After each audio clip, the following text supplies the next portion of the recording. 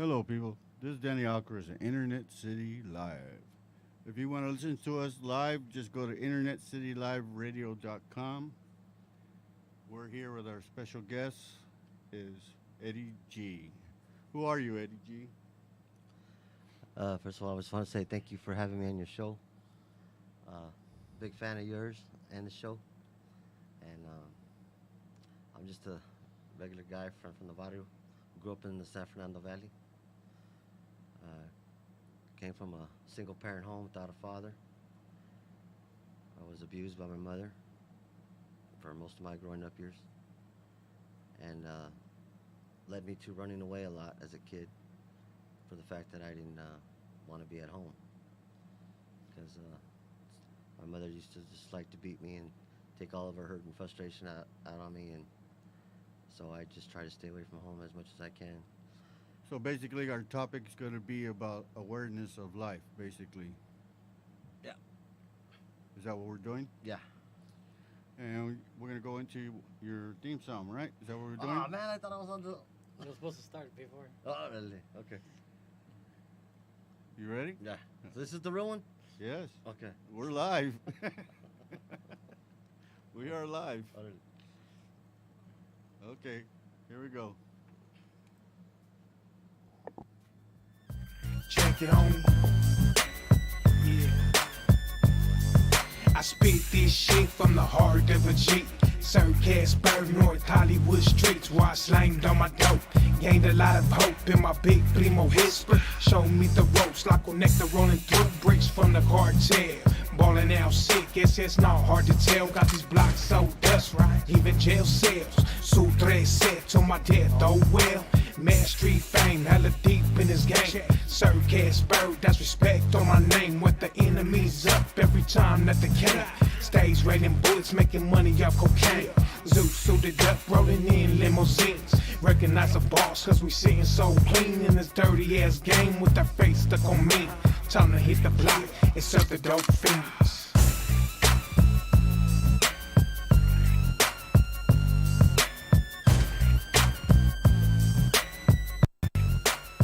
Yeah. Check it on. We are back at Internet City Live. If you want to tune in, just go to internetcityliveradio.com and you can check us out on YouTube too. So, Eddie, so what do we got going on? Well, the story that I tell is it's not just another one of those rags to riches tales. I know everybody's got a story to tell, but mine's a little bit different than most. And I'm hoping that by me doing what I'm doing, by writing my autobiography and sharing it with the world, that it brings some kind of hope. Because I believe hope is what's needed, because I believe that we are living in a hopeless nation. And there's a lot of people out there who are right now going through the kinds of things that I went through, along with my family as well, that could use the knowledge and the wisdom that I'm giving them from my life experiences and things that I went through. So hopefully they don't make the same kinds of mistakes that I made, so that what happened to me and my family doesn't happen to them. Get a little bit closer to your mic. And that's the kind of message that I'm trying to throw out there to people. I'm not trying to mention. I don't mention any names about anybody. I'm not snitching or anything like that. I'm just sharing with the world my story, in hopes that I can make a difference in the world. So, tell us about your how would you say it, your growing up deals. There's really nothing. How rough it was. There's really nothing good I have to say about my upbringing. I grew up in the San Fernando Valley, the Big 818, and I grew up without a father, single parent home, and I was abused by my mother, and this led for me to running away a lot and being introduced to the streets at a very young age. And that's where I got involved with the gangs and drugs. I was always chasing that fast money. And being that I didn't have a role model, any type of male role model in my life, The only male role model that I did have was a cousin of mine who was a very known and well-respected gang member throughout the San Fernando Valley. And I followed in his footsteps. It was like a family tradition, and I was a second generation. And I wanted to be just like him. Had he been a doctor or a lawyer, then maybe that would have been a doctor or lawyer, but that wasn't the case. And unfortunately, back in September of 1990, he was killed in a drive-by shooting, shot multiple times, and I took it very hard. And vengeance was all that I had on my mind, and it was at that moment where I changed. So you lived in the fast lane, basically. Yeah, I had to grow up fast, and I also started having kids at a very young age as well. I started being very sexually active by the age of 12. So I had my first child at the age of 16. So I naturally, this gave me the incentive to want to make more money because, having kids is very expensive, and I had nobody to help me, and nobody else was going to do it. So I had to support my kids, and I did it the only way I knew how, and I did it. So this fast lane money life, basically, it's kind of addiction, right? For most of my life, money was my god, man, and I was very good at making it. As a child, I could turn a dime into a dollar just like that, and that's actually my ability to make money is what led me later to becoming something much worse. So what made you change? Well, throughout everything, I'm all about family, and my family was everything to me. And there was nothing in the world that I wouldn't do for my ex-wife and my kids. And I wanted them to have a better life than what I had. Growing up, we didn't have very much money. So I didn't want them to have to struggle and go through the kind of life that I did growing up. I wanted them to have everything that their heart desired.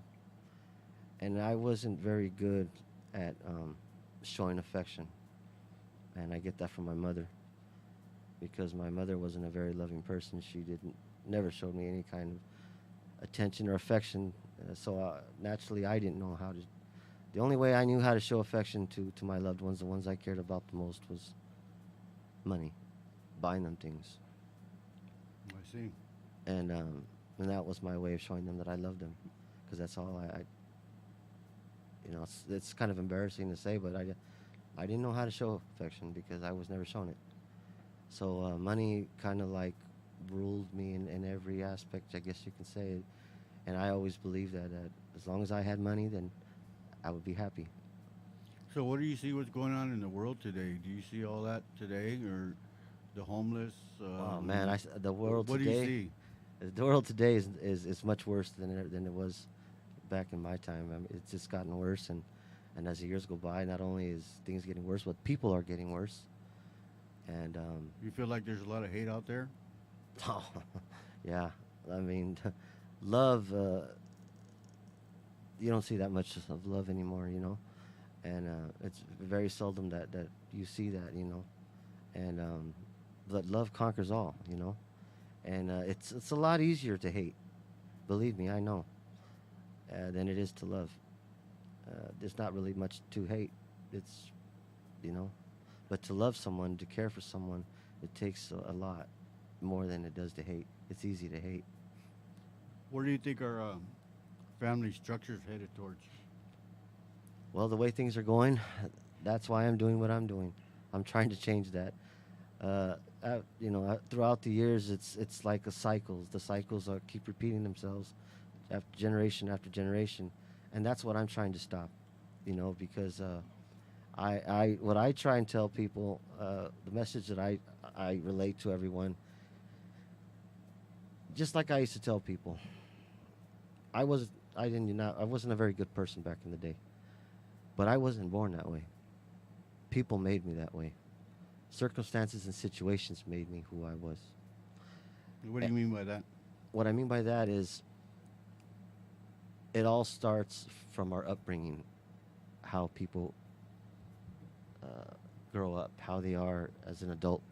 It all starts from their upbringing at home, what kind of environment they're in, the kind of relationship that they had with their parents, if they had two parents. Most of these kids nowadays, they're coming from single-parent homes where they're having no supervision. Mom has to work 2 jobs just to put food on the table and pay the bills, so they have no supervision. So they're out doing whatever they want with, and they have no positive role models. So naturally, what happens is they hit the streets, and that's not the place that you want to find role models. Do you think that causes, what do they call that, bullying? Do you think that causes that, the family structure? Well, it all starts from, it all comes from that, me, I was abused by my mother, so that made it even worse. It filled me with a lot of hate. And being abused as a child, it leaves long-lasting effects on an individual.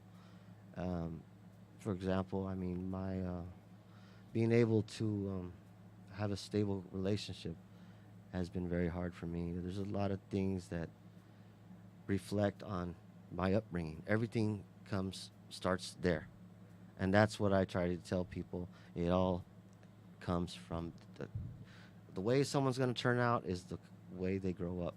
So that's why you have to be try to be a good example. Try to do everything that you can as a parent. Try and do your very best, because that's all you can do in the end. I mean, you can do everything right, try to do everything right as a parent, but in the end, your kids, the decision is up to them what they're going to do. But as long as you know that you did your very best, that's all you can do. But try to do the very best that you can do. I see. So we're going to go into another song, one of your songs, right? Yeah. Is that one of your songs? Yeah, this is by a good friend of mine, Sapo Picasso, All I Feel Is Pain. It's a homie that I grew up with from the neighborhood, and it's a song about growing up without a father. And it's All I Feel Is Pain. Elaborate a little bit more about it. It's a song that talks about growing up without a father. It was performed and written by a good friend of mine who I grew up with in the streets of North Hollywood. The artist named Sapo Picasso. And it's titled All I Feel Is Pain.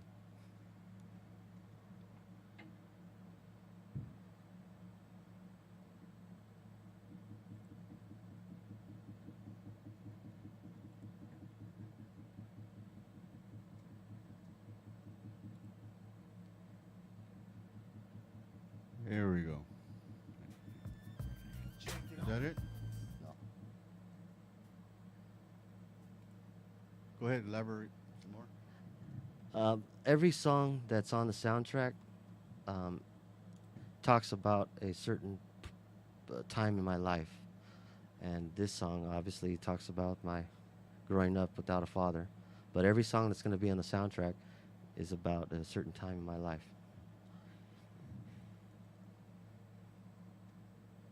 His name is what? Sapo Picasso. Okay.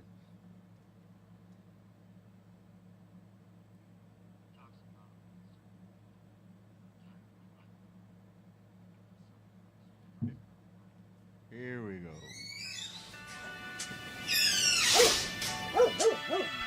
Michael. Hey, Michael. Hey, wake the fuck up, man. Oh, man, you're all fucked up and shit. Hey, man, Olga's in the hospital, man. Huh? She just had the baby. Baby. Did you hear me? Hook me up, man. Just hook Dude, me you're up. a puppy now, man. You're a dad. Hook me up, man. Hook me up. Oh, man, you're all fucking smacked back and shit. She named the boy Patrick. Yeah. Is that, yeah. Fuck. Damn, Michael.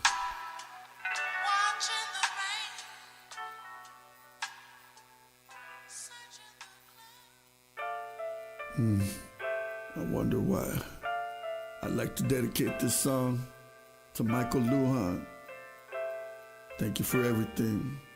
Then again, thanks for nothing. I'm thinking about the times that we never had. Thinking thinking about the times that made me sad. Hard to thinking about the shit that made me glad. Cause all I feel is pain. I'm thinking about that shit that you never taught me. So don't get mad cause I get love from the damn streets. I swear my gangsters taught me everything about me. All I feel is pain. Grew up my whole life, never knowing about you. Just heard you left my mom, frozen just like a statue. She raised me all on her own and did everything all without you. No father figure around or ball to throw back at you. Through the years I heard the pain, look out the window, watch the rain, watch it slowly wash away. Only thing you gave me was your name. Sometimes I'm driving, listen silent, while crying. I keep on shining my mileage, I keep on striding this driving. While you keep on hiding, denying that I'm your son and you my dad. But all I had was a mother's love. Where were you to keep me from the thugs? I used to ask my mom about you and what you look like. An empty photo album, not a single picture in sight. Just a man without a face. I used to lay in bed at night and wonder what would life be like if I had you in my life, but you weren't. And what scares me, I just might repeat the cycle. I used to lay in bed, please God don't let me grow up to be just like you. I'm thinking about the times that we never had. Thinking about the times that made me sad. Hard to thinking about that shit that made me glad. Cause all I feel is pain.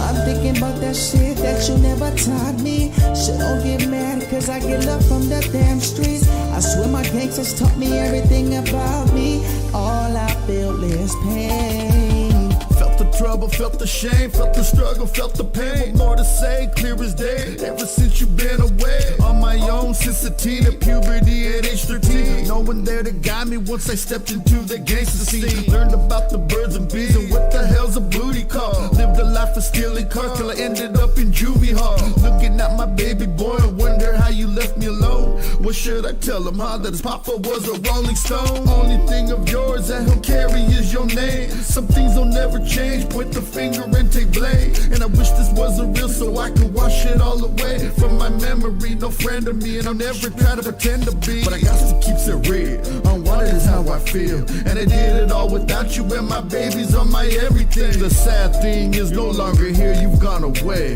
but who am I to judge? Shit, we all make mistakes. I'm thinking about the times that we never had. Thinking about the times that made me sad. Hard to thinking about that shit that made me glad. Cause all I feel is pain. I'm thinking about that shit that you never taught me. So don't get mad cause I get love from the damn streets. I swear my gangsters taught me everything about me. All I feel is pain.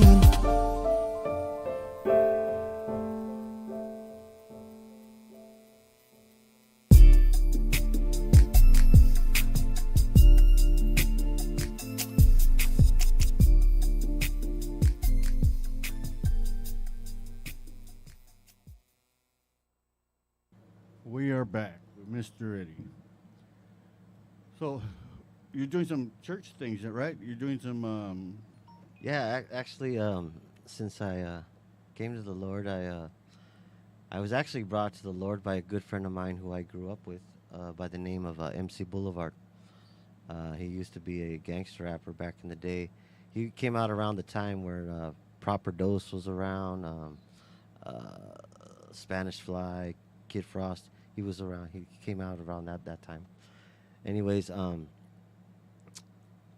wanted to get to know who God was for the first time in my life, and I had heard that he had, through the grapevine, that he had changed his life, and that he was an evangelist, and he was a Christian singer. So I felt like if he would be the one to be able to help me to get to know God and where I needed to be. So I contacted him, and he put me in touch with the pastor out in the high desert of San Bernardino County. He hooked me up with Pastor Abel from Curbside Community Center. It's a food ministry, and what we do is we feed the needy, and we go out and we feed the homeless, and we help out whoever needs help, whether it be putting them in homes for their addictions or whatever. We go out of our way for people, and we go the extra mile. We go above and beyond what most organizations don't do. We do, and truthfully, we give better food.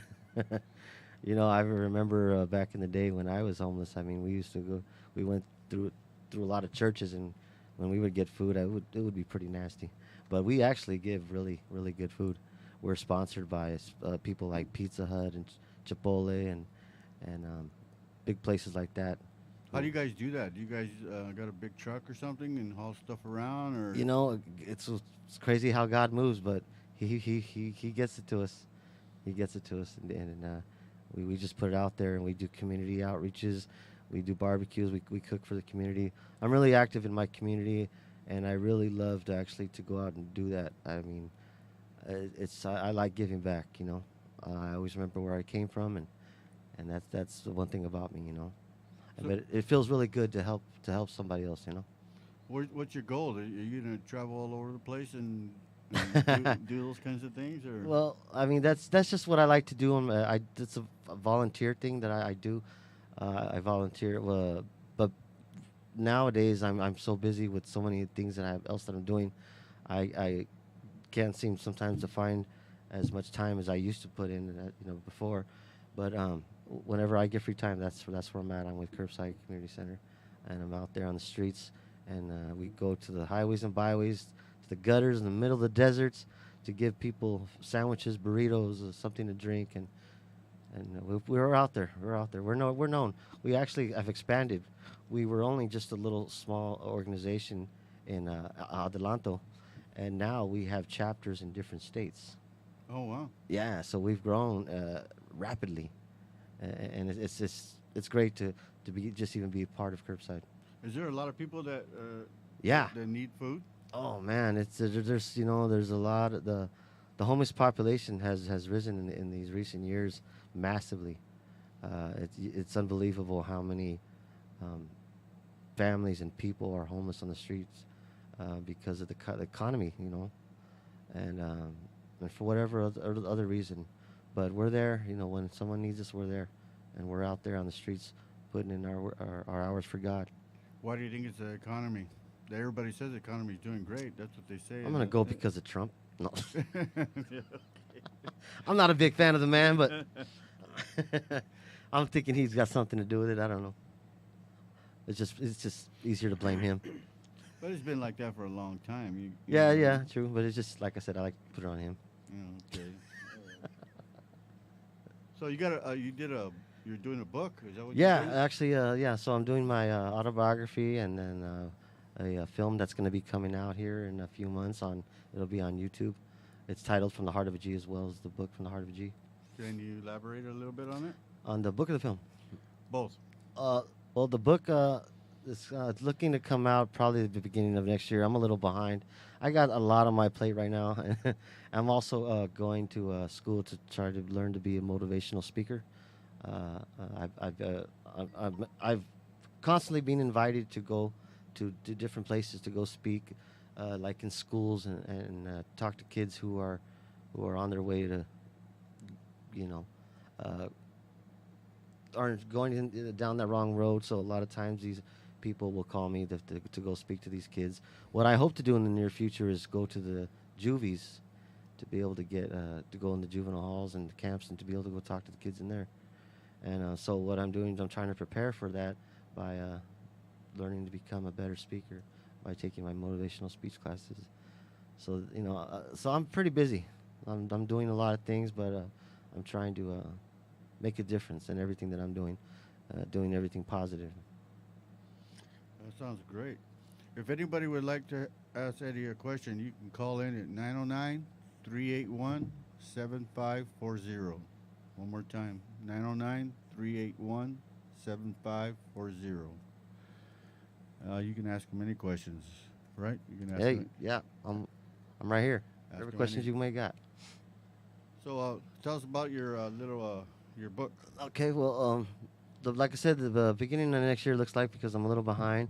The film should be coming out here in the next few months. It'll be on YouTube. There's a lot of celebrities in there, a lot of Chicano rappers, known Chicano rappers. I got people like Norman Carter from the Delphonics. He does a small part in there. A good friend of mine.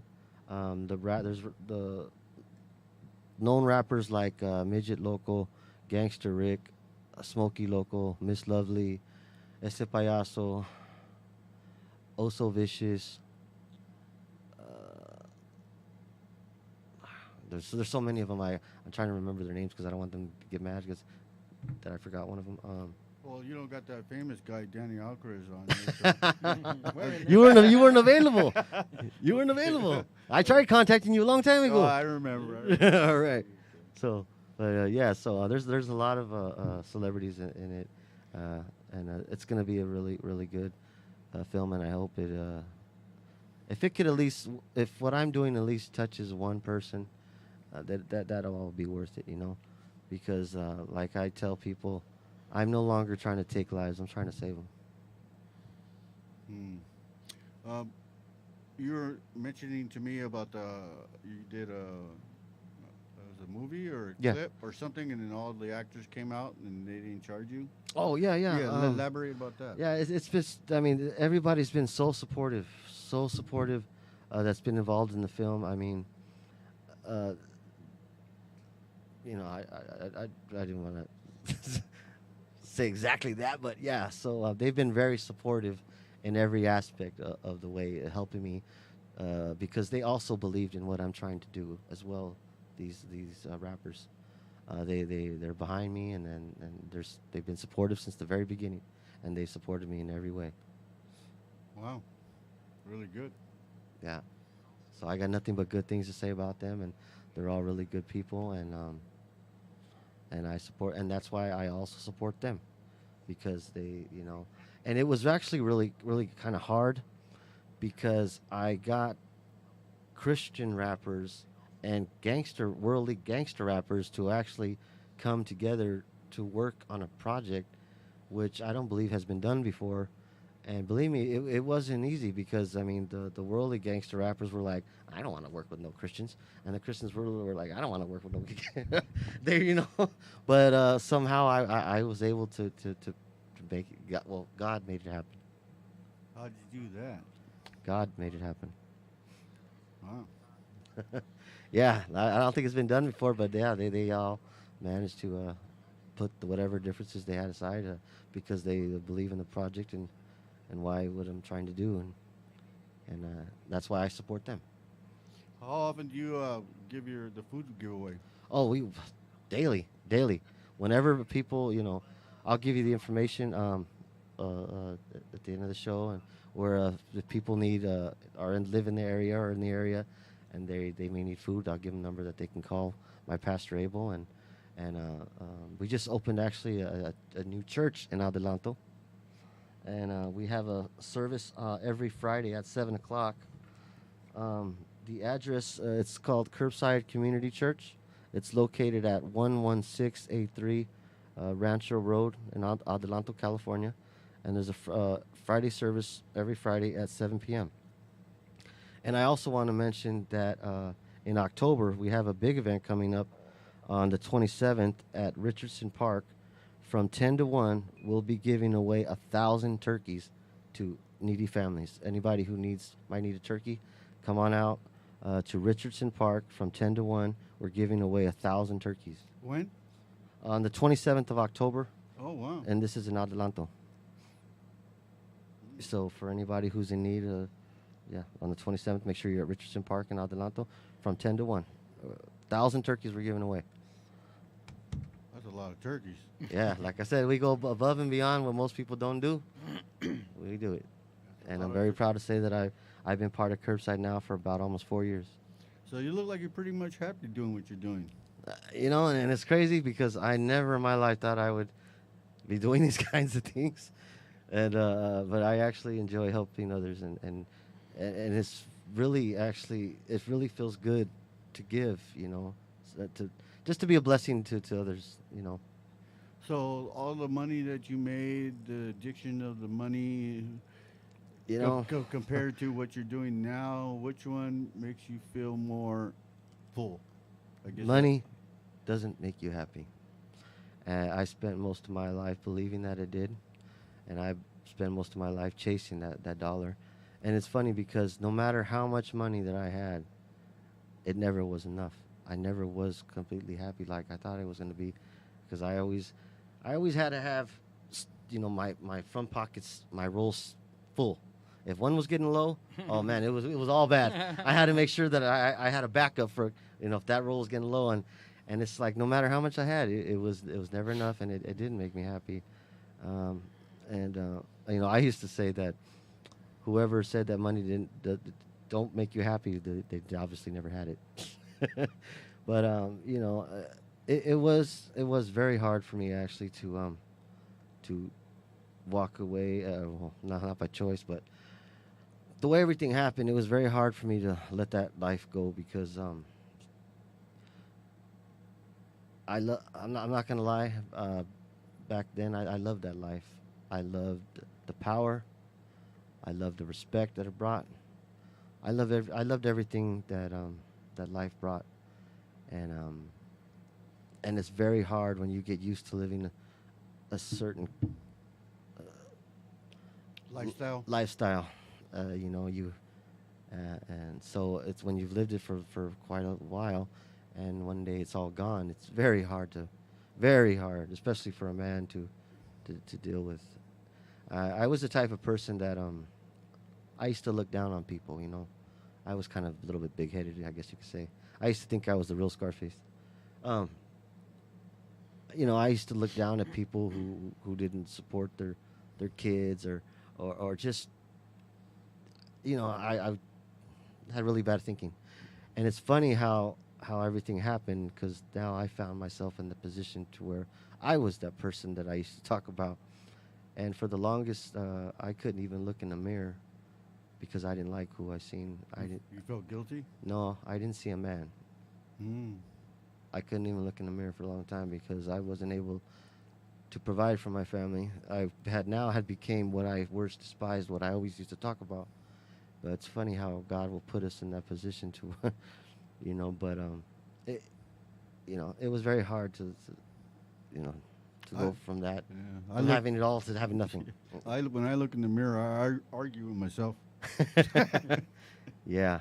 It was very hard. I'm not gonna lie, but I'm not gonna lie either. I did love that life and everything about it, but I had to pay the consequences, because in that life there's consequences that come with it. In that kind of life, you can't retire. There is no 401k. You don't get no benefits. I don't think there's any 401k nowadays. You don't get no pension. No, you got to keep on working till. I'm just amazed that I'm actually even here to be able to tell my story. I mean, most people who are involved in the kind of things that I was involved with either end up in two places, jail or the grave. And it's amazing that I'm still out and I have my freedom today. And I'm here to tell the story. It's kind of amazing because I got a lot of homies, friends, and they tell me that when they go in, they're OGs, and then they see their children go in, and then they see the grandchildren go in. It's a never-ending cycle. Yeah. You agree with that? I mean, do you? Well, let me elaborate a little bit on that. I have 2 boys from my previous marriage who I never wanted. Nobody ever wants their kids to follow in their footsteps. And I wish I could sit here and tell everyone that my kids did not follow in my footsteps, but unfortunately they did. And my oldest boy is right now serving 5 years for robbery. And my youngest boy, Antonio, he's on his way to prison because he wants to be like his older brother. And I was very upset at myself that I even allowed that to happen. But I was so wrapped up in with myself and in that world that I failed to see what was going on at home with my children and my family. So why do you think that happened? Why? Yes. Because I let it. I see. And it's I, like I said before, I wasn't really affectionate. I didn't know how to be. So all I did was money for whatever my kids wanted. But what my kids needed, what every kid needs, it's not the money. They need your attention, and they need that quality time for you to spend with them. And I was what you might call a workaholic. I was always, if I wasn't in Mexico, I was over here working my job. I was a manager for a drugstore, so I was always working. I used to work my days off. I mean, I was always working, and I did, you know, I didn't spend that quality time with my kids like I should have, you know, and once you don't do that, you don't spend that quality time. You can't get it back, you know. So, do you think the family structure around the world is actually falling apart? Yeah, compared to, you know, they used to say a long time ago that our heritage, that the Mexican heritage, that we were at one time a very Humble? no, that just our culture is very family orientated. At least that's the way our reputation was a long time ago. Right. That But- was 3 generations ago. But not nowadays. Nowadays, it's kind of like, you know, you see families the way they are. And, nothing's like the way it used to be. Times has gotten worse. Everything's gotten worse. Why do you think that is? Technology? No, end of times. And the times. We're going to elaborate about that. We're going to talk about a little bit about the Bible next. So we're going to play another song right now, and we'll be back. What's the name of the song, the next one? The Street Mentality. This is by Karma Vegas Made. She's an upcoming rapper, very bright girl, very very good rapper. And I'm gonna be honest, I'm not really a big fan of women rappers, but Karma, she's really good. She's really good, and I believe she's gonna do great things in the future. So this is Karma Vegas Made, Street Mentality. From the heart of a G, from the heart of a G, I got that. Check, check. From the heart of a G, from the heart of a G, I got that. From the heart of a G, shout out to Casper, I got that. From the heart of a G, from the heart of a G, I got that. Street mentality, cholos and locals bouncing me. Born into this life, no choice, that's how it had to be. Chicano culture, let me take it back so classically. No longer minorities, we rolling drastically. Street mentality, cholos and locals bouncing me. Born into this life, no choice, that's how it had to be. Chicano culture, let me take it back so classically. No longer minorities, we rolling drastically. Chicanos taking over, no minorities, we so just. Chicanos taking over. I think it's time we take it back to the roots. Posted up, youngins on the block, reppin' till it's hot, till we burn out the spot. La Hura try to stop us cause we dressed down Nike socks. Dig it up, shirts creased, not too rich but looking clean. In every shade of brown is family to me. Si quieres pedo con mi gente, you ain't heard about me. I got that street mentality, cholos and locals bouncing me. Born into this life, no choice, that's how it had to be. Chicano culture, let me take it back so classically. No longer minorities, we rolling drastically. Street mentality, cholos and locals bouncing me. Born into this life, no choice, that's how it had to be. Chicano culture, let me take it back so classically. No longer minorities, we rolling drastically. Chicanos taking over, no minorities, we so just. Chicanos taking over. I think it's time we take it back to the roots. Hop off, so tops off, can pop off at any time. All a part to design. Got that Aztec pride running through my veins. Try and knock us down, we get back up, we running the thing. So big mistake us for a game. When our ancestors died, it's not in vain. So rep that brown to the fullest. Loud and proud's how we do it. Let them know I got that street mentality. Cholos and locals bouncing me. Born into this life, no choice, that's how it had to be. Chicano culture, let me take it back so classically. No longer minorities, we rolling drastically. Street mentality, cholos and locals bouncing me. Born into this life, no choice, that's how it had to be. Chicano culture, let me take it back so classically. No longer minorities, we rolling drastically. Chicanos taking over, no minorities, we so just. Chicanos taking over. I think it's time we take it back to the roots.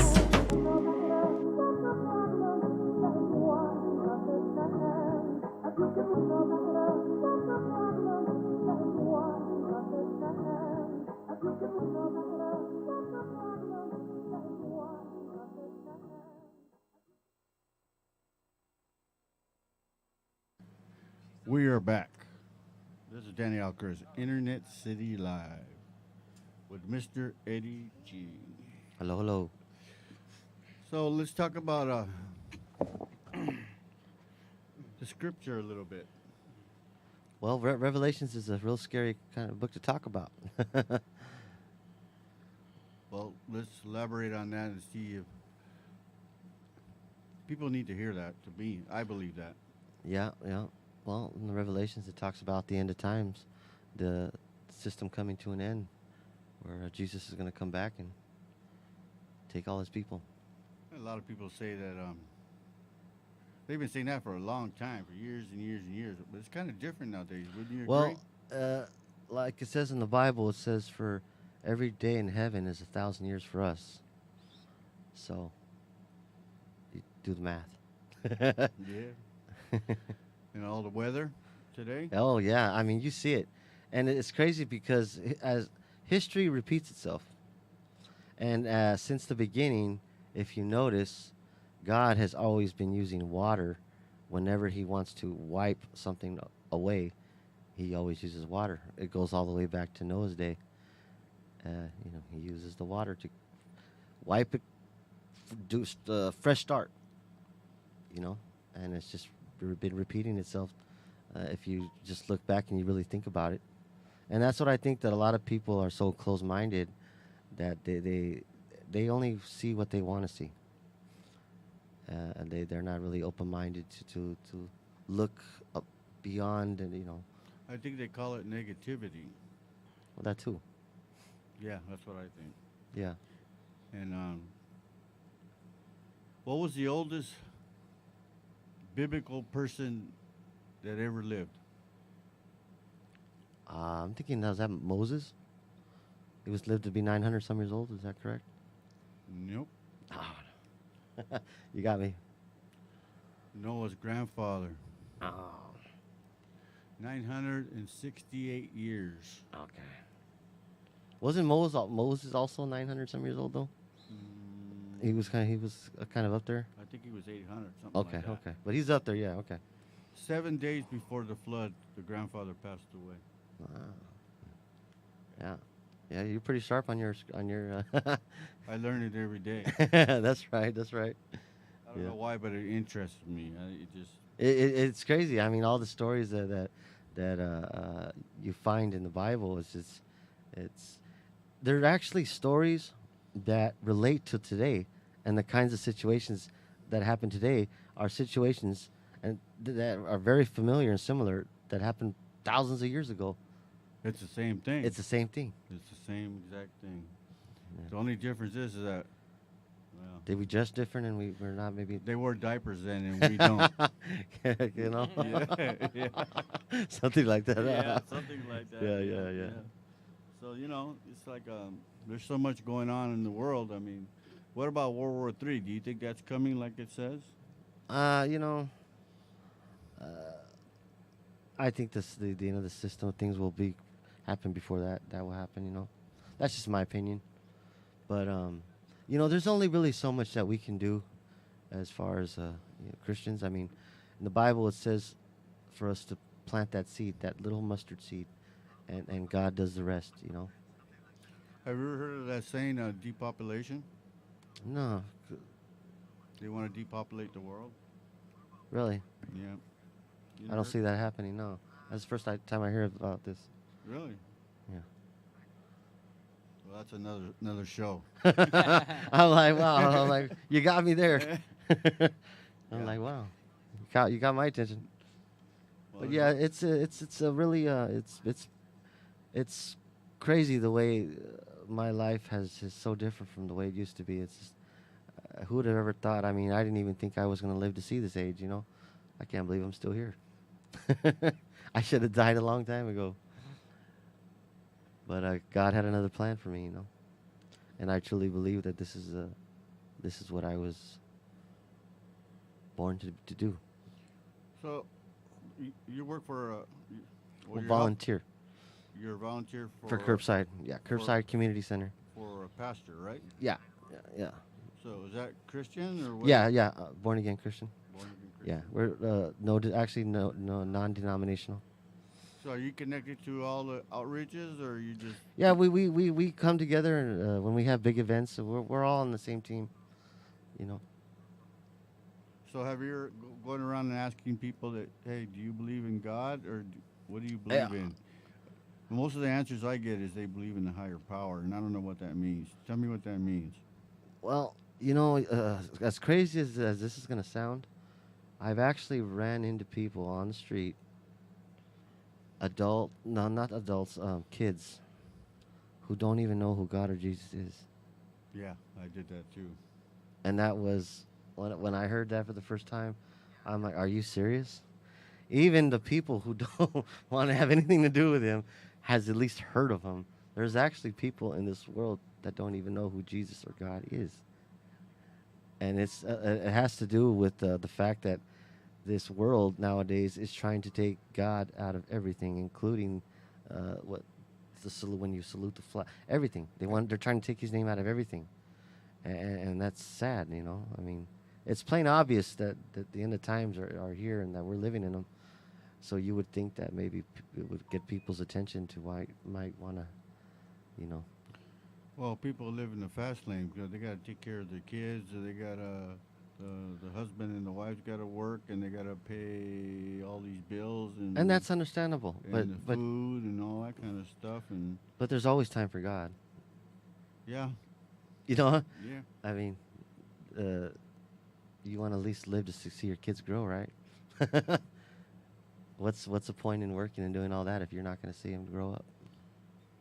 I remember when we were going to Catholic school, and we had the morals of God. Now it's not like that no more.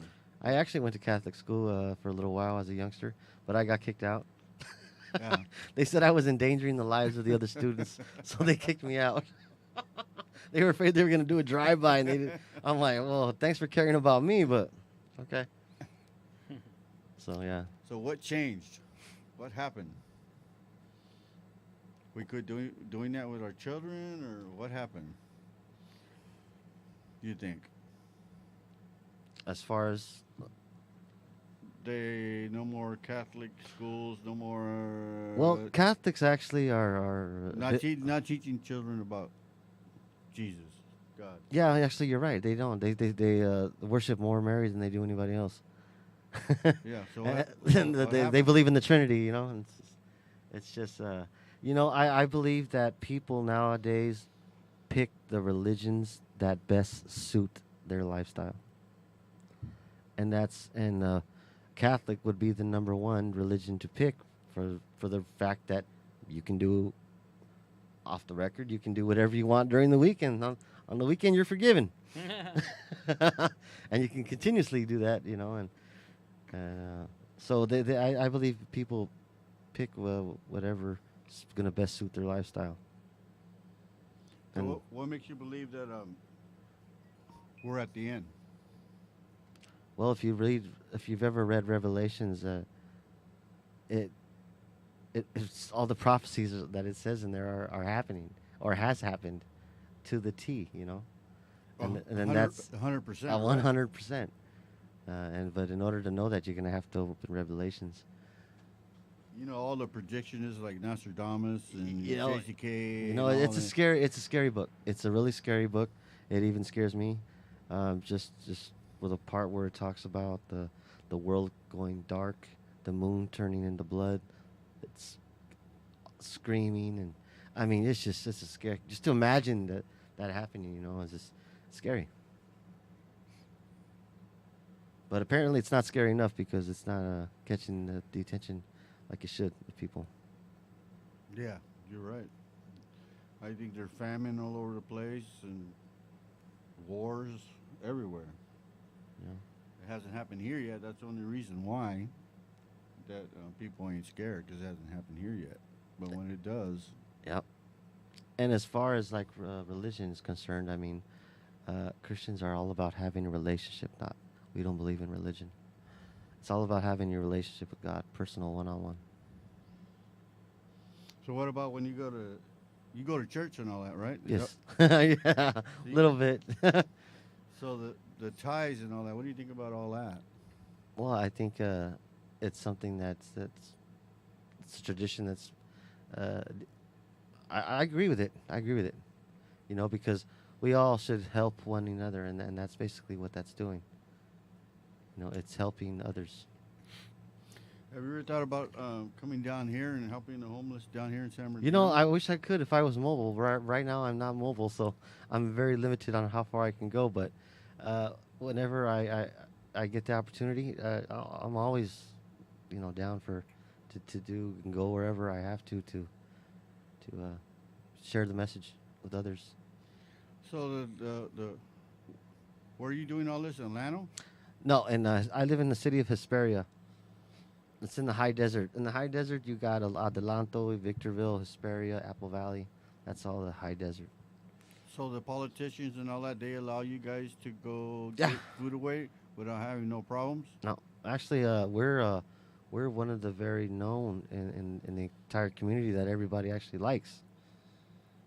Really? We're really respected by everybody there. Well, down here, they give you tickets for giving food away. Wow, really? Yeah, I think so. Wow. This is the first I hear of this. Yeah. Yeah, there's a lot of homeless around here. Wow, A lot. that's sad. Actually, it's everywhere. It's the first I hear of that, though. I mean, I know how they're treating the homeless, how they are with them, but to be able to receive food, I mean, it kind of. I know a lot of them did drugs and all that kind of stuff, but a lot of them are business people and stuff like that. So, But Well- again, we're nobody to judge because we've all been there at that point at one time, So I don't knock down anyone for whatever, because I was there at one time too, and it's just crazy the way I think now compared to. I'm nothing like the way I used to be. It's just amazing. Sometimes I catch myself and I'm like, wow. See, before I didn't have a conscience. Now I do. Once God touches your heart, you ain't never the same person. Even if I wanted to go back to being who I used to be, I couldn't. Because once God touches your heart, you just ain't the same person. And it's crazy. It's amazing. when's your book going to be done? Oh, like I said, I'm a little behind, so hopefully by the beginning of next year. It was supposed to be this year, but I'm a little behind. I've had a lot of things going on. I only got a few chapters to go, so I'm getting there, though. I'm getting there. It's just that I put so much on my plate at one time and I thought I thought I was like I used to be before. I used to think I was Superman, that I could do so many things, but I guess because I'm getting older, I just don't have the, a little bit more grouchy there than I used to be. I just can't function like it the way I used to, maybe 10, 15 years ago. But I guess I was still that Superman. I guess that's called getting older, right?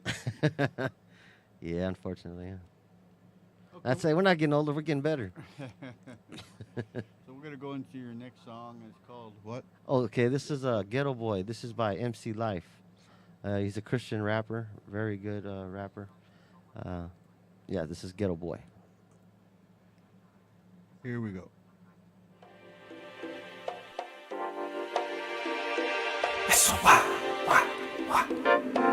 Ghetto boy, playing in the ghetto street. What you gonna do when you grow up and have to face responsibility? Foolish little boy running down the streets, thinking gang life was a thing for me. I was only 13, thinking foolishly, twisted from the heart from the things I've seen. Running from the cops, chasing enemies, snorting cocaine, sipping Hennessy. Just a dumb kid, I in reality, living in a world full of calamity. I was always enemy, cause sin had a hold of me. Lies from Satan had me deceived, living with the ghetto mind, trying to succeed. I had everything, but there was something missing. Yeah, shoot 'em up, bang bang. That's what you hear in the hood, the balas ringing. Tears and ice is what that's bringing. But this ghetto boy had no understanding. I was just standing, still gang banging, fighting for a piece of land that wasn't mine, G's. But now I'm reppin' soy, no more identity coy. I was a ghetto boy, aka the devil's toy. Ghetto boy, playing in the ghetto street. What you gonna do when you grow up and have to face responsibility?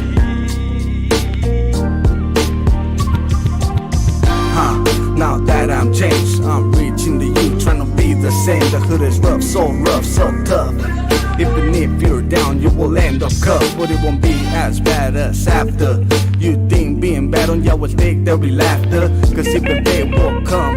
For all the bad people leaving to Yahweh's martyrs. For all these homies wanna be out there selling cocaine, trying to see light to the stormy rain. They don't think with their brains, but their moms still pray for the day that they change their life around before ending in the ground by the shotgun sound that in the ghetto unbound. Those homies are dying just for less than a pound. So I'm suggesting your homies to live that life now. Ghetto boy, playing in the ghetto street. What you gonna do when you grow up and have to face responsibility? Yeah, this thought to my ghetto boys out in the streets, still putting it down. I'm praying for all of you. There's a future, and that future is called being with Yahweh. I'm praying for y'all. Amen.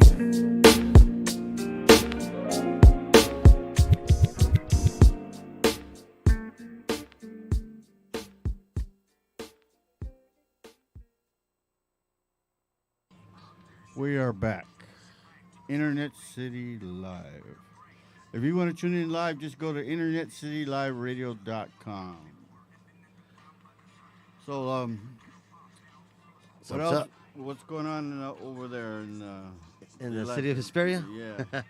Well, like I said, I'm doing a lot of things. I'm just trying to get this thing going with being a motivational speaker.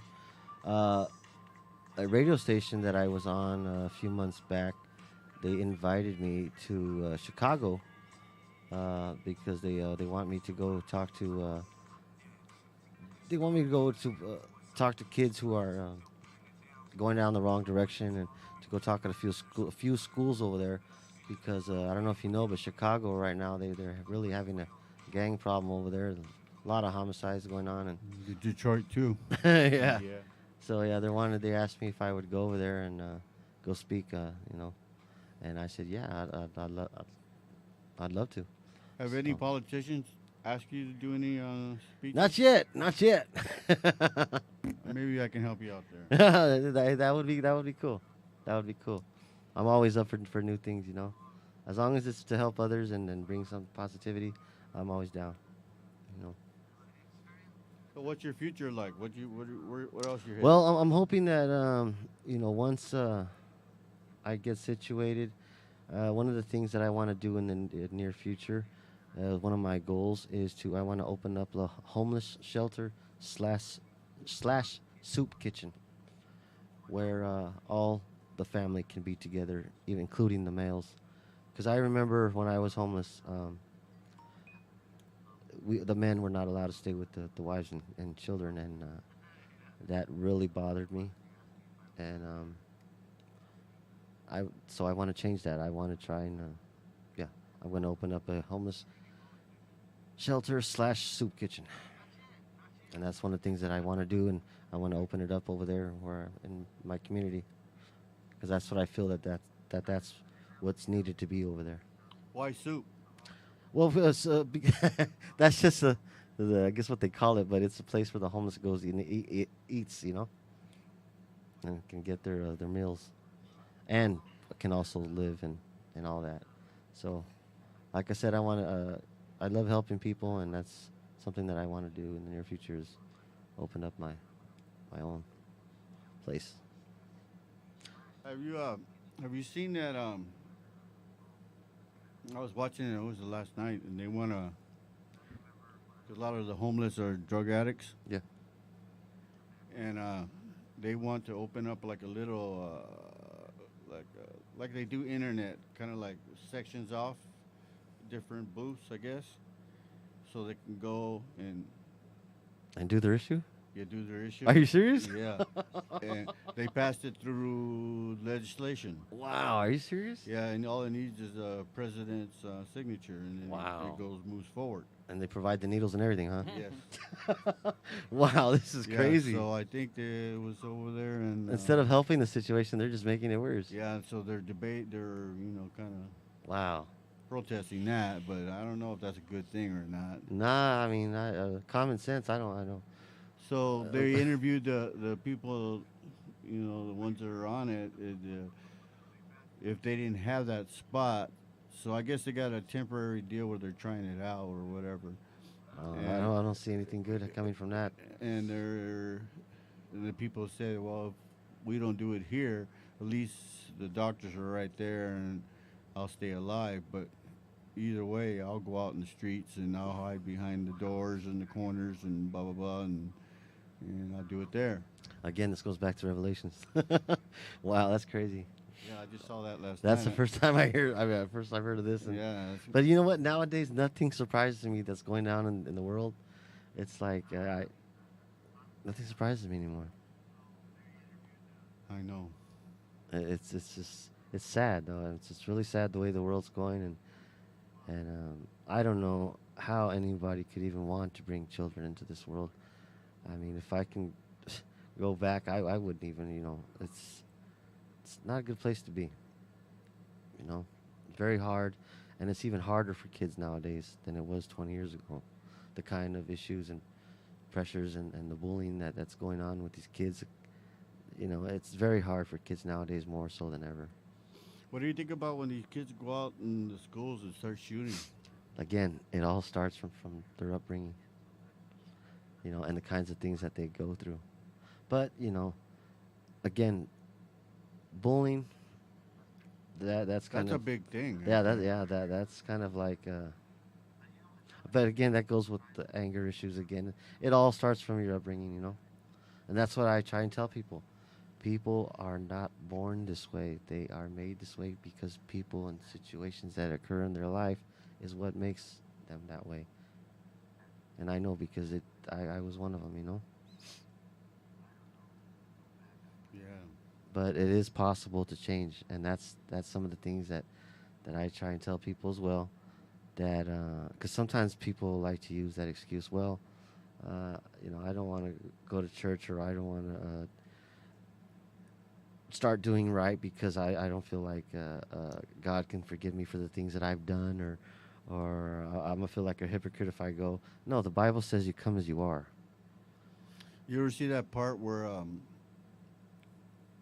Jesus, and then if they hate you, they hate me, and as you can see at the end of my life, they hated me, so today they hate you. Yeah. Have you seen that? No, actually, it's I didn't know what that meant at first, but then I really thought about it. It kind of goes along with what I'm going to say right now. I tell people, nowadays, it's easy to be a gangster in this world. The hardest thing in this world is trying to be a Christian. That is so true, huh? Yeah. And that's kind of goes with what I tell people. It's so, just being a gangster is easy. Try being a Christian in this world and see how many enemies you're going to have against you. Let me see if you know this. Over there in China, they have Christians. Did you know that? Yeah, of course. They got Christians all over the world. You're right.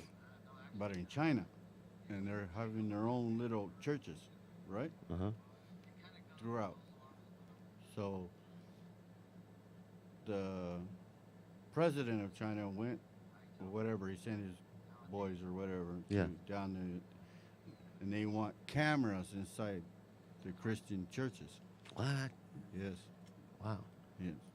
Well, I mean, could it be because maybe there's a lot of incidents where the pastors are doing things they're not supposed to, like molesting kids? I know recently I've heard several. No, it's not about that. Oh, it's not about that. Okay. No, it's about, well, since all the pastors said no, they turned around and came and raided them and closed them all down. Wow.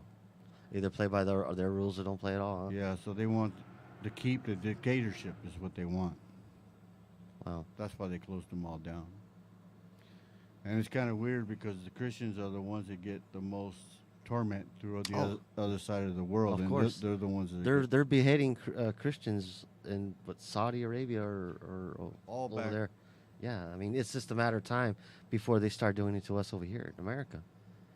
I mean, they're literally cutting off people's heads in the Middle East, they're asking them, "Are you Christian? Do you love Jesus?" And if they say yes, they chop off their head. That's crazy, huh? And you got to ask yourself, what would you do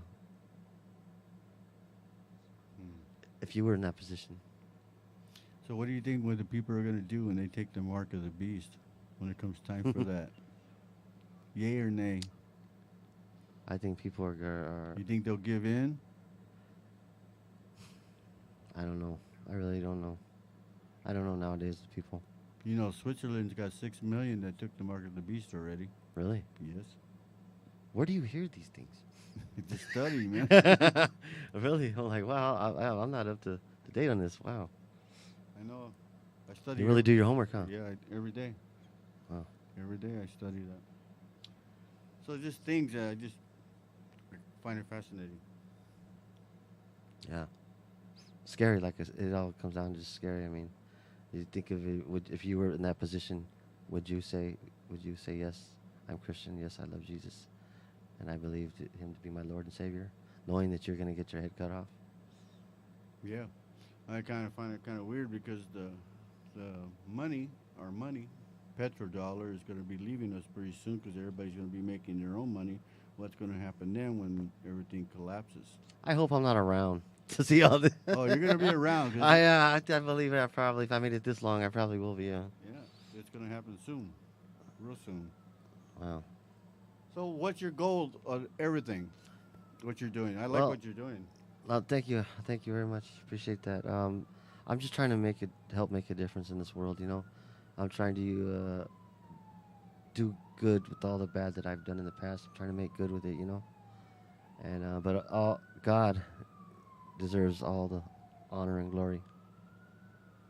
You know. So are you trying to be an evangelist, or what are you trying to do? Well, maybe, yeah. I mean, that's kind of goes with motivational speaker. I mean, it does. Yeah. It does. Hopefully, yeah. Like I said, I like. I just can't believe I'm doing it because before I was never one to be in the limelight, to be in the spotlight. You know, I was always in the shadows. You know, I was never seen. If I didn't know you, I didn't talk to you. I would even deal with you. Nobody knew me. You know, I was a ghost. I only had other people work for me. My thing was staying behind the scenes. Now everything I'm doing, I'm out in the center of it all. You know, and it's crazy. So what would you say to the families out there, husbands and wives, and how to make it good again? Make it the best thing that you can do. Have a life again. Is take one day at a time. Take one day at a time. Anything is possible as long as God's involved. It's never too late to make things right. If I can do it, and they said that I would never be able to change, that people like me could never change, no, it's possible. Anything's possible with God. And I truly believe that. And that's the message that I try to tell people. Whatever situation you're in right now, it's just a storm. And the storm hasn't come to stay, but it will pass. And just lean on to God. You know, trust in Him and have faith. You know?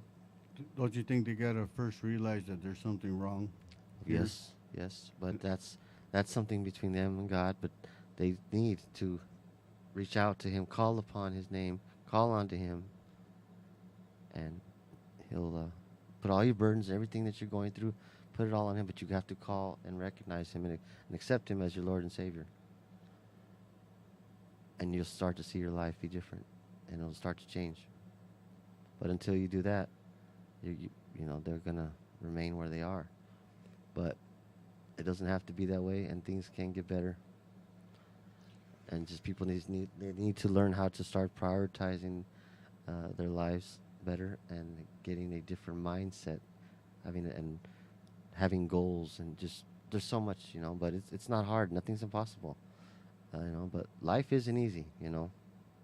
So your church, did you guys teach about the revelations?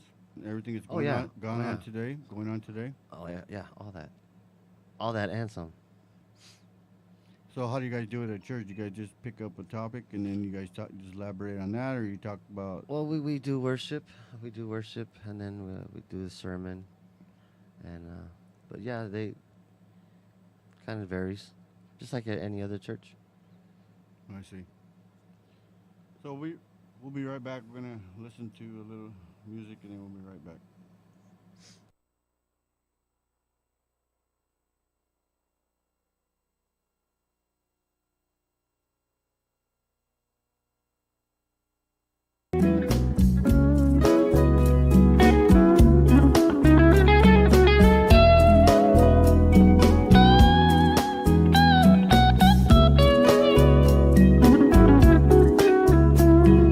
Mi amor, te adoro.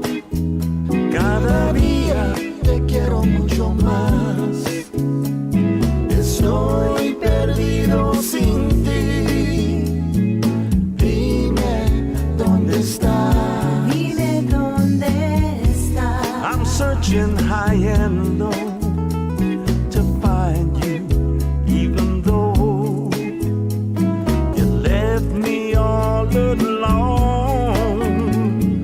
Where you are, heaven knows. Only heaven knows. Quiero hablar contigo, mi amor, porque eres mi corazón. Estoy muy triste sin ti. My heart is on fire, deepens my desire, but in the corner of my soul, it's empty and it's cold.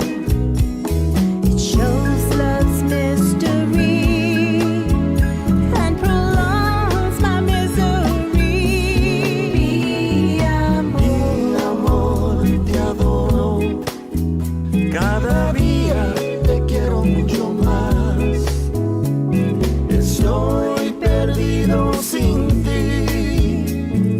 Dime dónde estás. dime dónde estás.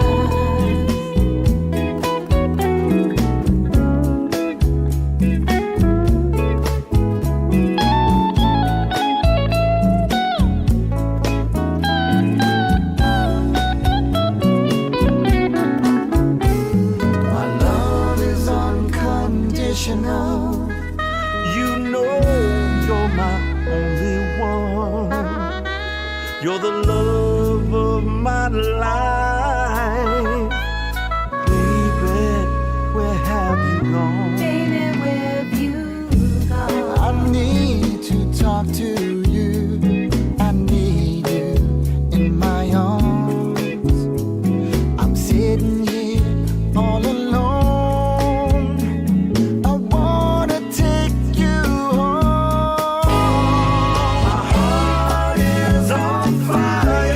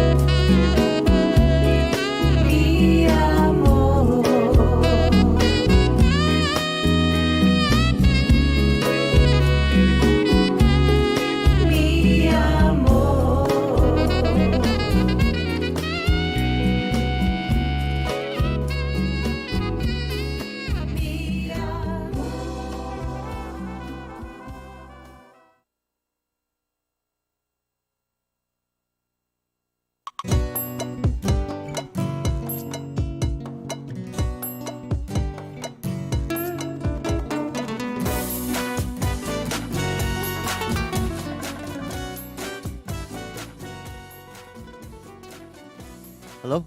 Hi, I have a question for Casper. Hey, how you doing? Hi. I just wanted to get your outlook on if you believe that mental health issues contribute to homelessness. I believe that Satan's involved behind that. That's what I believe. Right. I agree. So Thank you so much. Yep. I think it's pharmaceuticals too. Yeah, that's actually too. But yeah, he's behind a lot of that, you know. And with the drugs, it doesn't help. Like I always tell people, if you're already messed up in the head, what do you think that drugs are gonna do? You know that. On top of that.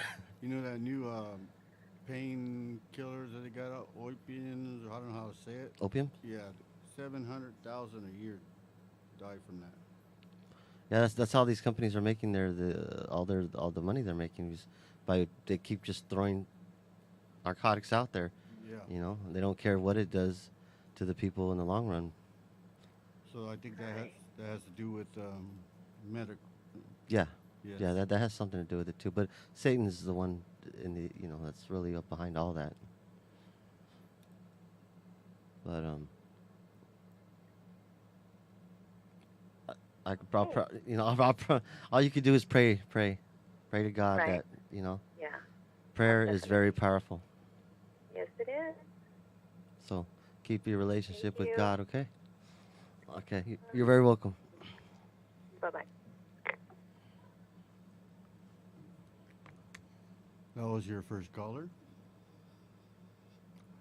We're alive, you know that, right? Yes. Okay. And one of the things that I wanted to also mention was that I'm very proud of my daughter Bianca. She's in the Army, and I'm very proud of her because for many reasons. She was the first in my family to graduate high school. She's enlisted in the service because she's going to be the first in my family to go to college. She's been a straight A student since birth, and she's just been a blessing. And I just found out that they're going to be sending her to Afghanistan at the end of this month. And I just want her to know that my prayers will be with her, and I hope that I trust in God that He's going to bring her back in one piece safe. But I want to tell her that I love her very much. And right now she's stationed in New York. What is she in? The Army? She's in the Army, yeah.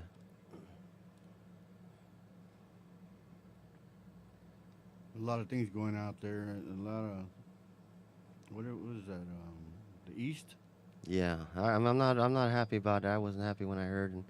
But what father would be, especially for his daughter. I mean, it's just, But I trust that God's going to bring her back in one piece. So you don't want to elaborate on any of that, right? No, I'd rather not. I'm still dealing with the fact that she's even going over there, But when's she leaving? She's leaving at the end of this month. Wow. Yeah, she'll be back next year. Yeah. If anybody got it, they call you Casper? Is that what they Yeah, call you? that's what they used to call me. It kind of stuck with me throughout the years. If anybody would like to talk to Casper, the number is 909-381-7540. 909-381-7540. So I guess there's a lot of topics to talk about what's going on in the world. It seems like it's a big, giant world, but actually it's real small. Like we were talking about earlier, everybody knows everybody, right? Right? Yeah. Yes, yeah. It's kind of funny, huh? Kind of weird. Like I right? said, though, everything happens for a reason, Yeah. Everything's for a reason. So, when's your next giveaway for the food? Oh, like I said, remind people that on October 27th at Richardson Park in the city of Adelanto from 10 a.m. to 1 p.m., we will be giving out 1,000 turkeys to all needy families. So make sure you guys come by again from 10 to 1 on October 27th at Richardson Park. So, like again, I want to ask, I know you're going to be an evangelist or a speaker. But what's your, I'm going to ask again, your ultimate goal? My ultimate goal is to Saving lives? trying to save lives, trying to make a difference in this world, because I believe that that's what the world needs right now is and one person can make a difference. Do you think the world needs more compassion? Oh yeah, Love? and that yeah, Love again? love conquers all. How do we do that? One person at a time. Everybody actually. It doesn't matter how much effort you put, whether it's big or small. It's just the fact that you're stepping up and actually doing it. That's what's most important, And God talks about that a lot in the Bible, about helping others. He's really big on that. Elaborate on that. He wants us to care for others, and it's very. I know it's to some people, because of the way people are nowadays in this world. Nobody cares about anybody. Everybody's so focused on themselves, and they only care about themselves. Well, that's not the way it's supposed to be. That's not the way God wants it to be. There's so many of those sins. What do they call it? Blasphemy, lovers of themselves, all that kind of stuff in the last. Yeah. You ever seen that? Yeah. So that's what everybody's doing, right? Yeah, basically, yeah. It's a dog-eat-dog world, and people will hurt others just to get to wherever they want to be, or whatever their goal is, and they don't care who they step on to do it. So why do you say that? Because I've seen it throughout the years. Fame? Yeah, for whatever reason, it's most of the time it's for fame, money, greed, certain envy, position. Yeah, all that. All those things, huh? Yep, and all those things lead to one person. Do you know what Monsanto is? No. You don't know what that is? No. Modified, they put stuff in our food? I think I've heard something about that before. Yeah. Making people sick? Well, that's another show.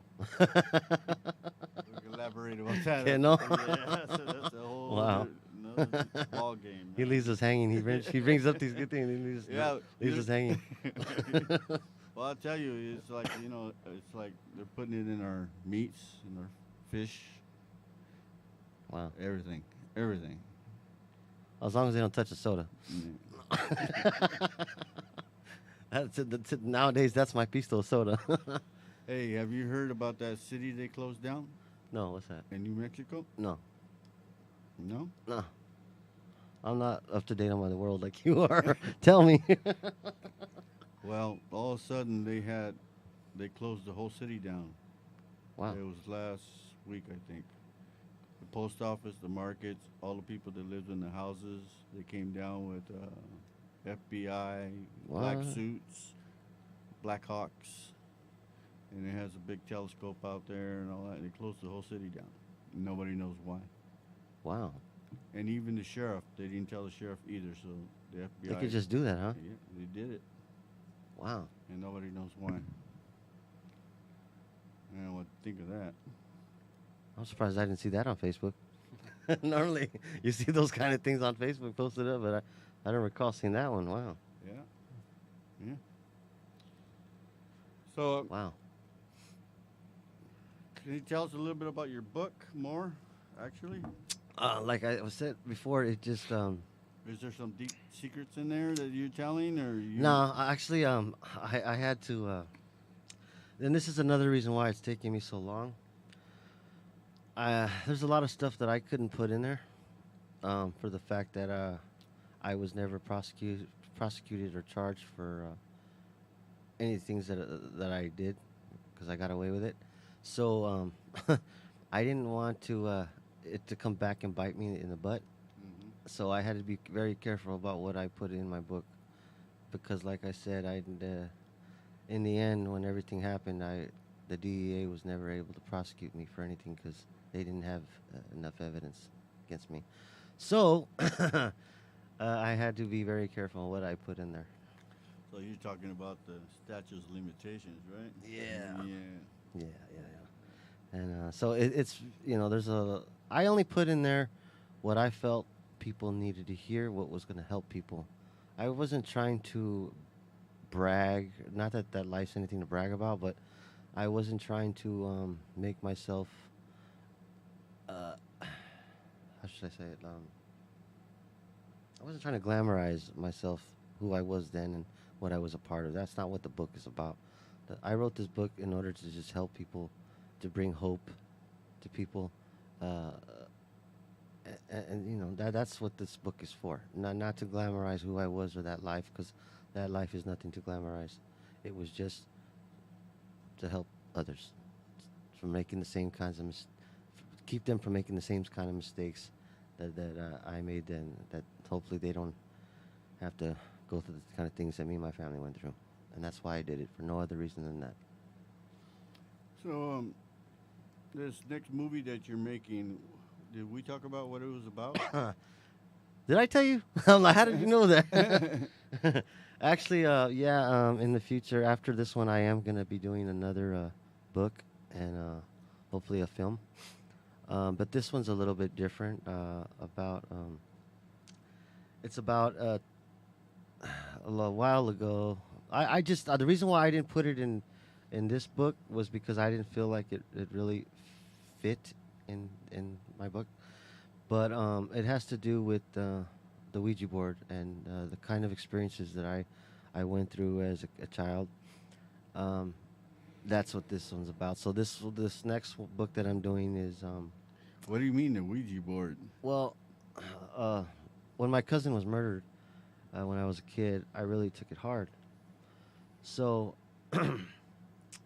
I met these people, and I really missed him. And these people told me that there was a way that I can contact my cousin and speak to him. And so because I was wanting to speak to him so bad and everything, I started to play the Ouija board and all that, and I started to do things, and I had no idea what I was doing, and I had no idea what doors I was opening when I was doing this. I was only doing it because I thought that these people were telling me the truth.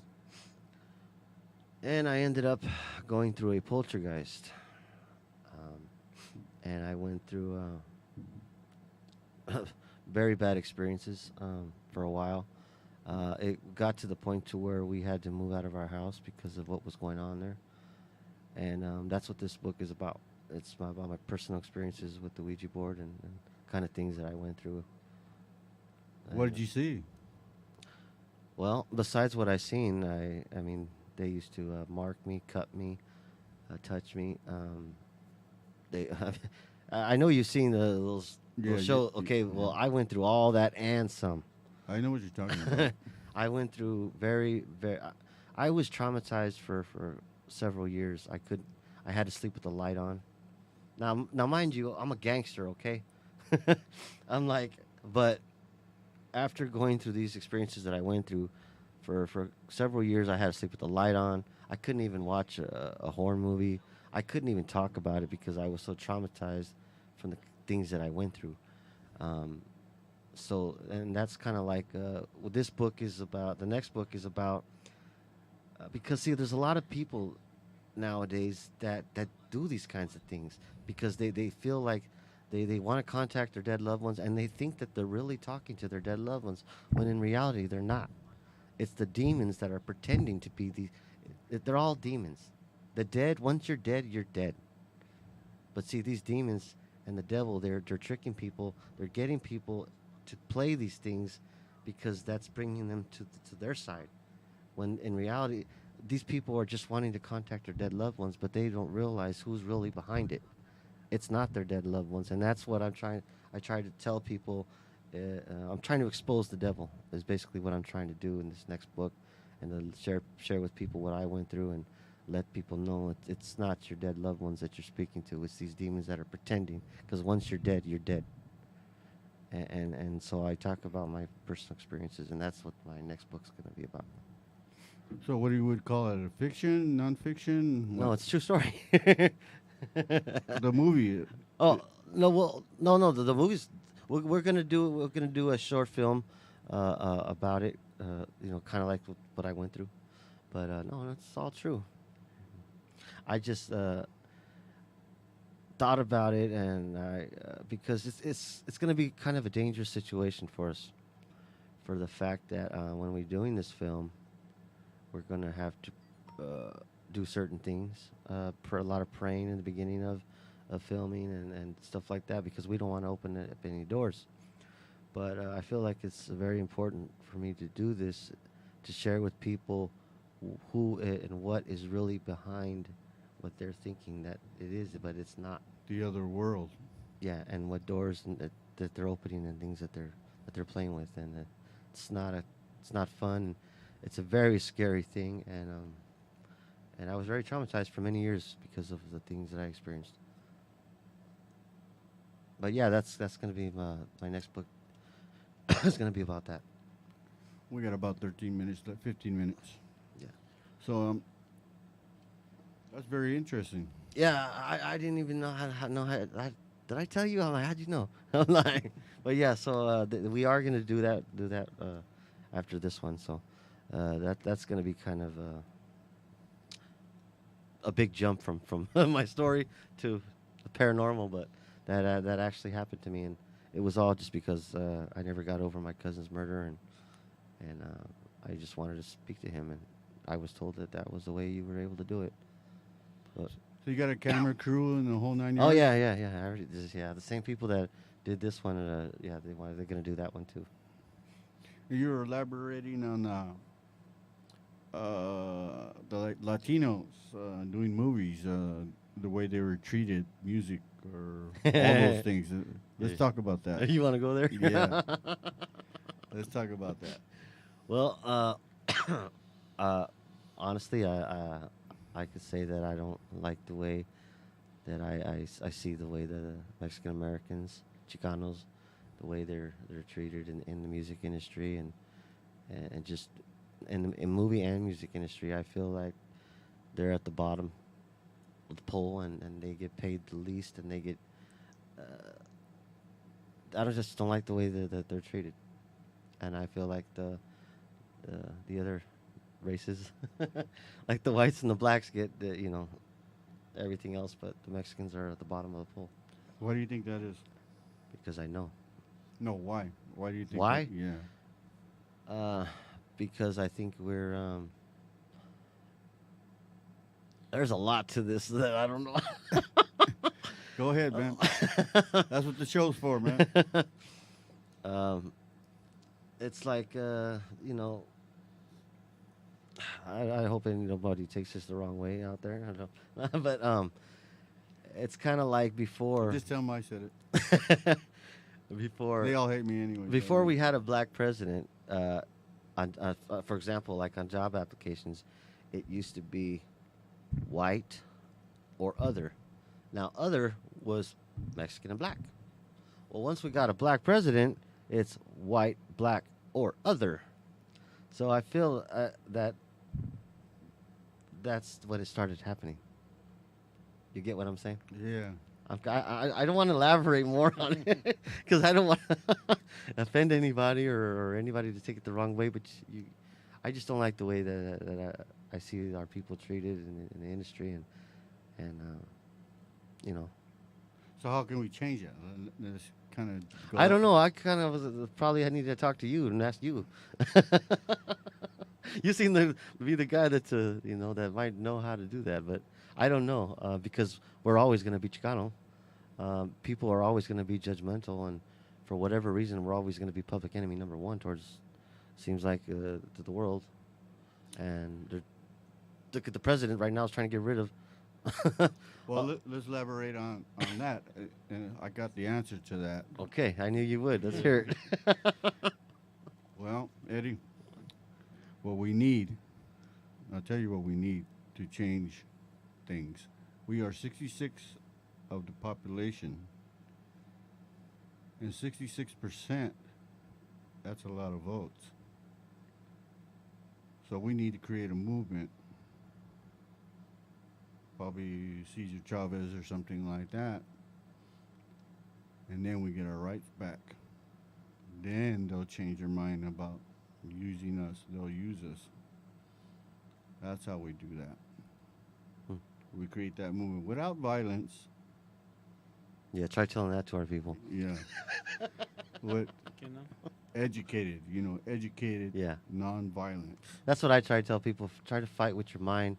Always leave violence as the last resort, So imagine if 66% actually voted, how our world would change. You ever thought about that? No. Yeah, I'm around that a lot. So Yeah. that's my opinion. And But you agree with me. You think that what I'm saying is true, right? you're gonna get everybody to hate me too. Okay. I mean, I just don't like. I agree with you. I'm gonna say it. I agree with you. Amen. All right. I agree with you. And I feel that it shouldn't stay that way. I feel like if I don't know why I get exposed to everything, and I guess because I look. I'm a, what do you call it? How do you say? Because you're putting yourself out there, and you're not afraid to speak about it. Yeah. And if somebody ain't doing nothing about it, then damn, I'll be the first one to do it. You know what I mean? I agree with everything that you're saying. So because I believe that we all should be treated equally. Yes. I mean, look at we're bigger in numbers, not just in the prisons. That's right. I mean, we're not the minorities anymore. We're the majorities. So that's right. They're gonna have to learn how to work with us and treat us. I mean, you can't continue to treat us the way you are, and expect for things just to go smoothly. And eventually it's gonna get worse and bad. So somebody needs to do something because, I'm just not afraid to speak up. Eddie's gonna do something. How about that? Yeah. Well, we're speaking about it. Yeah. Yeah. We're putting it on blast right now. Yeah. So we'll see where it goes from here. So that's a very good topic right there. That can be another show too. Yeah. We'll schedule that one. Yeah. The before and after. That kind of is very important. No, it is, and I feel it does need to be addressed, and or else it's going to get bad. So, are there very many Latino filmmakers, or is that just they're here? Probably and there? not. Probably not. I just. I mean, you know a lot of people, right? So yeah. No. We're more of the low budget kind of things. What about the music industry? Again, we're at the bottom of the five. Okay, so yeah. So not very many. No. Sony or anything like that. And a lot of it has to do with a lot of our people, sad to say, are not willing to help out our other people, our own people. It seems like if we're all out for ourselves. Why is that? That's what I see. I see more of the other races helping each other out more than what we are. Oh, I thought I was the only one that saw that. Okay, so we agree. Yes, we agree. Okay, it's like, it's all about, well, they want to go up, but they don't want to see you go up, And it shouldn't be that way. Well, first of all, we should be helping our people, rather than trying to bring them down. So what's the answer to that? That's very true. Get your stuff straight. No, why do they do that? What do you think? Because they feel threatened. What do you mean? They feel like if maybe they're going to be more famous than them, or be, they're just like what we call like stepping on their toes. Like people are so much for fame, and they want all eyes on me, and they don't want it on anybody else. They don't want to see anybody else doing good. They want to be the ones out there, the name out there. They want all, the limelight, and they don't want nobody else to take that spot. So you think jealousy and envy? Oh yeah, that comes to play. Oh yeah, yeah, a lot. I thought I was the only one that saw that. Nope. No, and it's just it hasn't been that long that I've been around, this, and it didn't take me that long to see it, So it's just that I guess people are not, for whatever reason, aren't willing to speak up about it. But So it looks like you're gonna be coming back here. yeah, man, I hope so. Hopefully we can do another one of these. Well, we got a lot to talk about. Yeah, we do. It seems like that. So it's almost time. So Anyway, I just want to say thank you so much for having me on your show. I really enjoyed it. It's been a blessing to be here. you're welcome. And I feel that God put us together for a reason, and hopefully we can do things in the future, the near future together. We can do some networking or whatever we can do to help make situations better. You know, I'm down for whatever you got going. You want to, hey, I'm down. Call me up.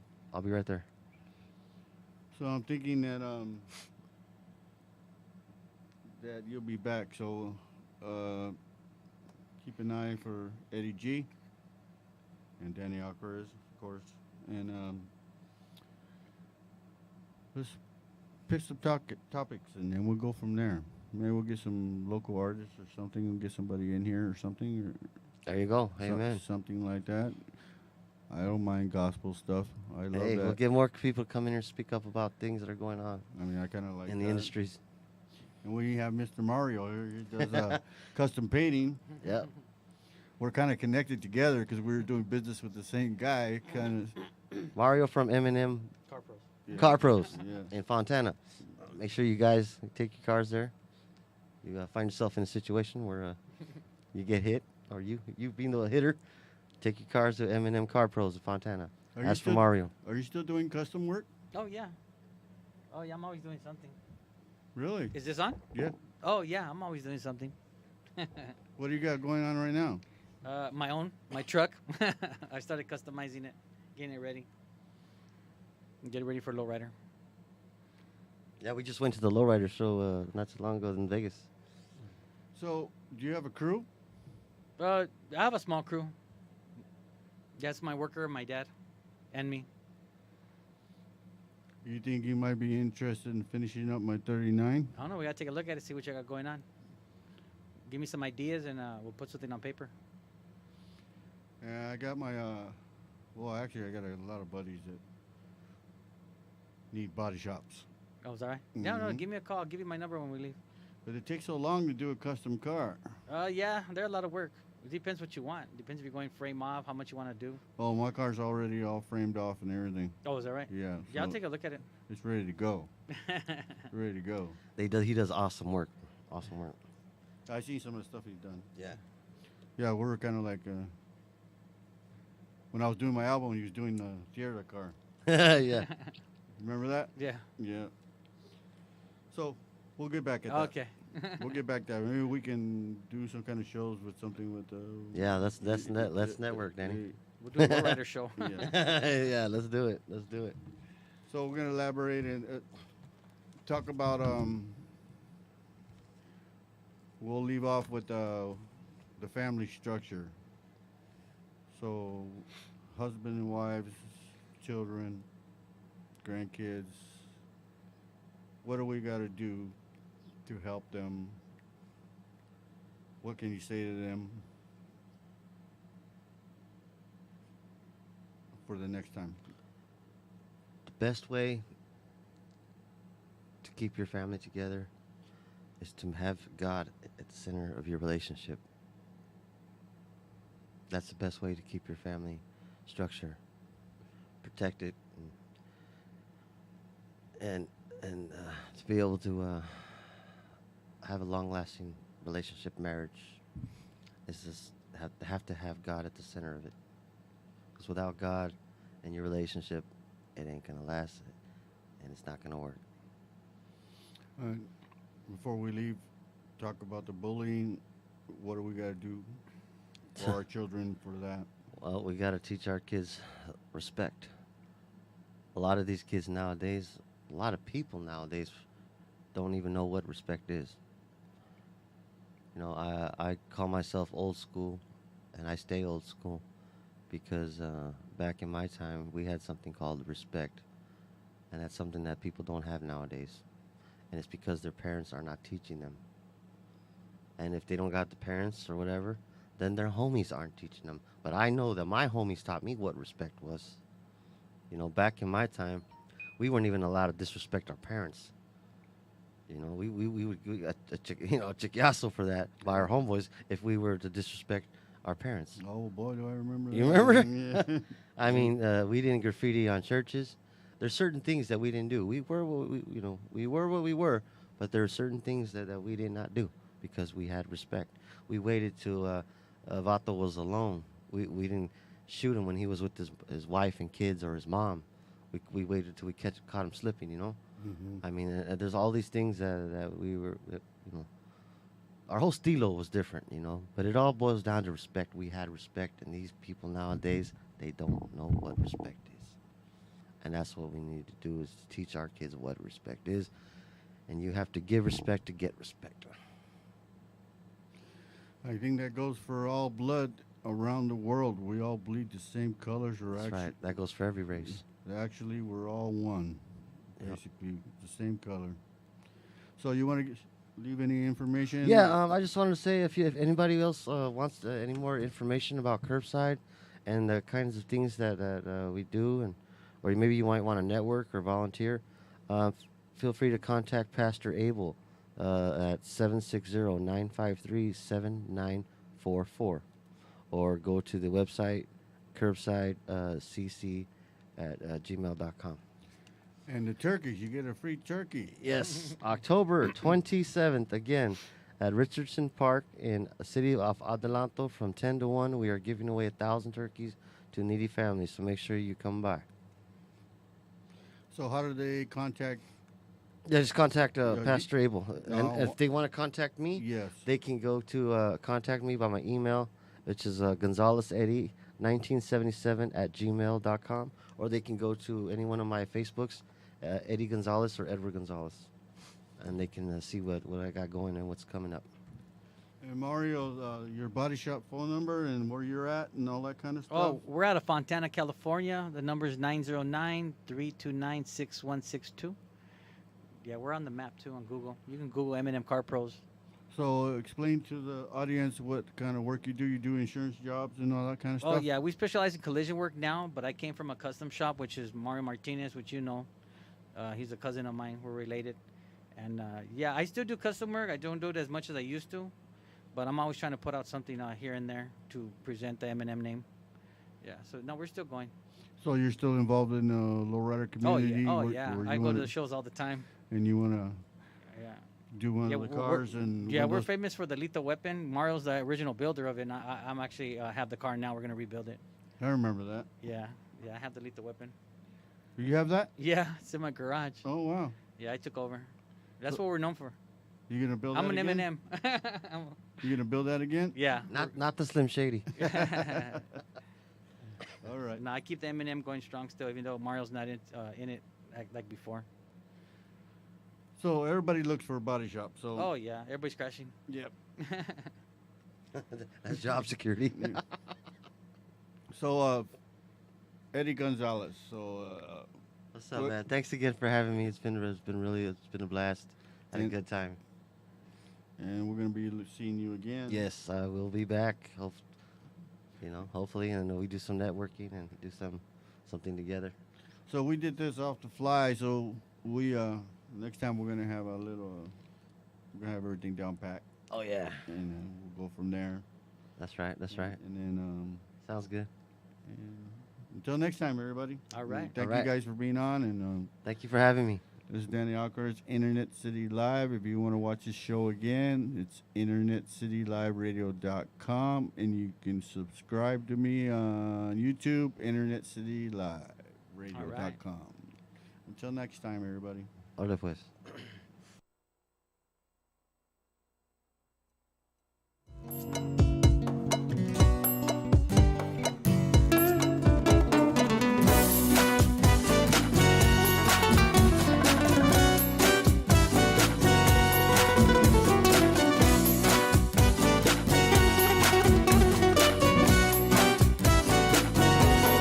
Let me tell you, girl, you are